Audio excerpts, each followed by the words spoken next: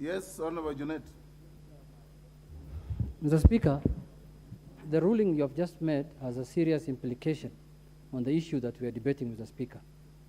Because, Mr. Speaker, the only known coalition agreement, and it was demanded by the members here that we should table it, Mr. Speaker, is the same document that in your ruling you have expunged, Mr. Speaker, from the records of the House.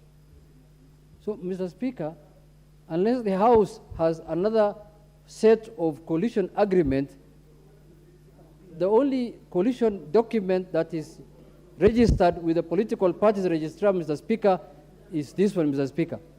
So, Mr. Speaker, protect you from Chepkonga, Mr. Speaker. You know, Chepkonga has been farming for 5 years, Mr. Speaker. He has just come back to the House. Yes. Relax, Bana. Relax, Dugyang. Relax, but I'm speaking to the Speaker. Mr. Speaker. I will hear Honorable Junet. Yeah, Mr. Speaker, you know, we are a house of debate, Mr. Speaker. And you are the only one we can address. Yes.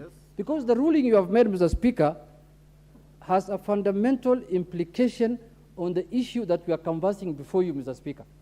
Because all our coalition agreement of all those 26 parties is based on that document, Mr. Speaker, that you have expunged today, Mr. Speaker.